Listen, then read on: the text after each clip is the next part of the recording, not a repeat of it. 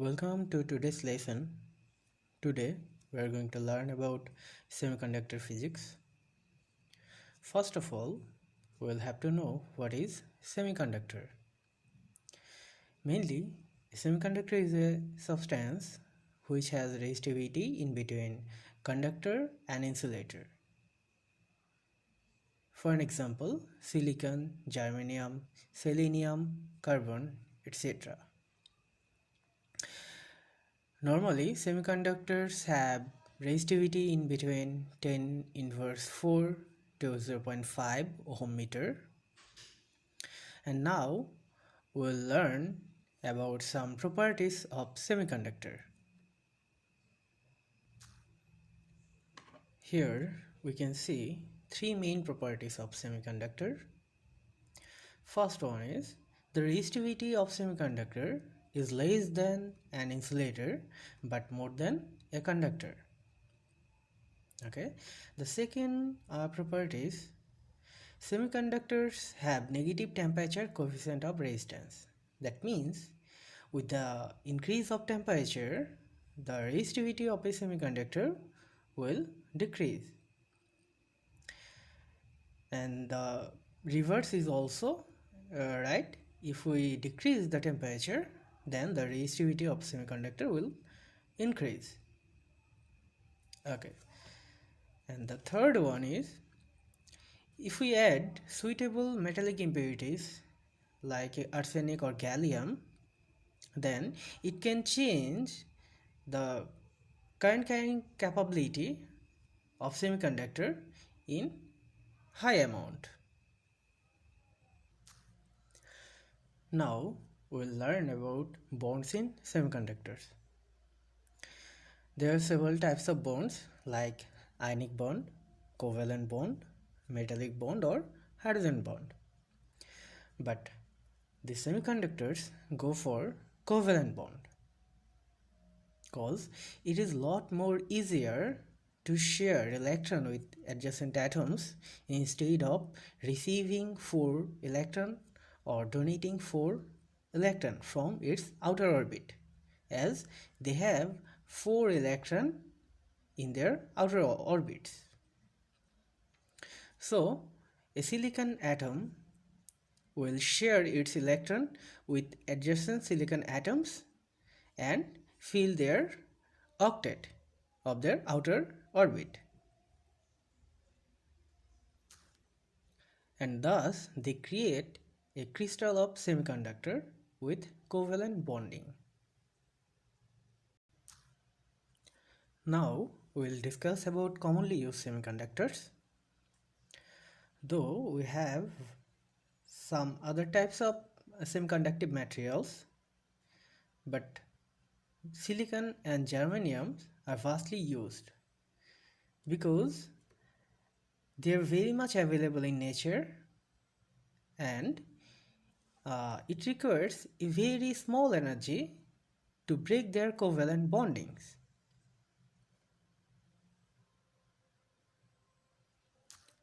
For an example, to break a covalent bond in germanium requires only 0.7 electron volt, and for silicon it is 1.1 electron volt, which is a very small amount.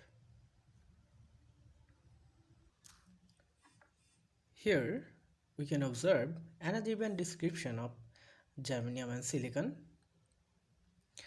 Previously we have known that it requires a very small amount of energy to break a bond in germanium and silicon. Here we can represent the energy band diagrams like this.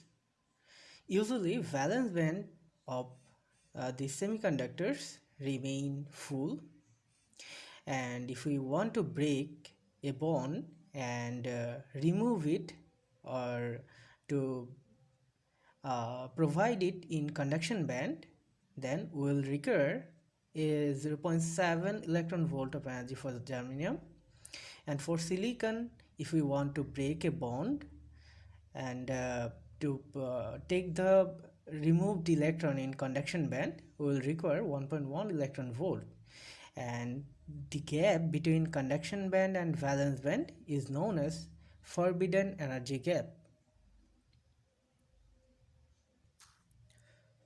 Now we will discuss about the effect of temperature on semiconductors. Previously we have learned that semiconductors have negative temperature effect on it.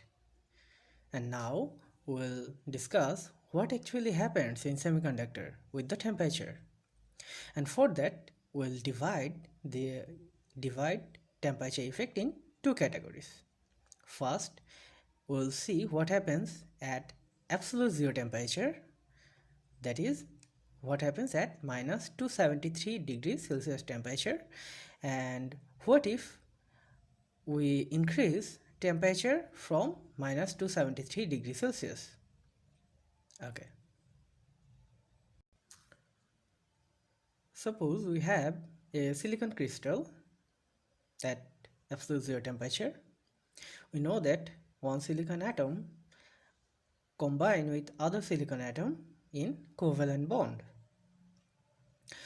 At absolute zero temperature, this silicon atom will hold its electron so tightly that there will be no free electron in it, and these covalent bonds will be so strong that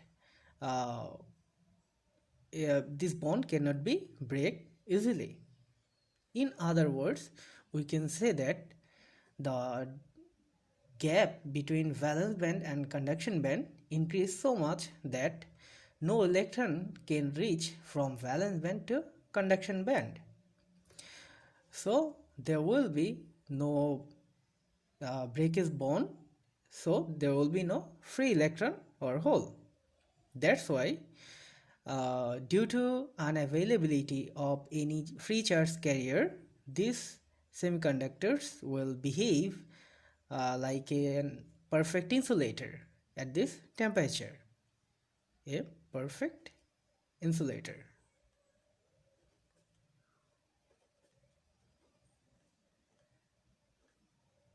Okay. Now we'll see what happens if we increase temperature from absolute zero.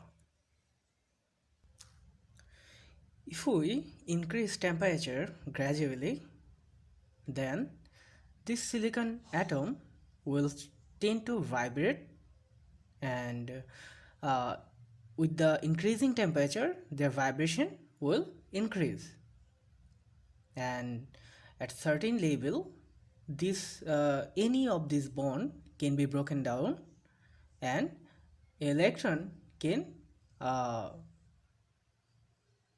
fall apart from this bond, or any electron can go from valence band to conduction band. And if we increase temperature more and more bonds will be broken down, and we can will get this more electron hole pair. So with a high temperature, or at a high temperature, these semiconductors will have a huge amount of electron hole pair, or in other case this charge carrier. So this semiconductor crystal will behave as a perfect conductor at high temperature. A perfect conductor at high temperature.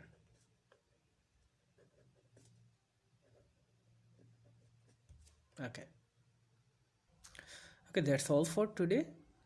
In our next lesson we will learn different classifications of semiconductors and the formation of p-n junction.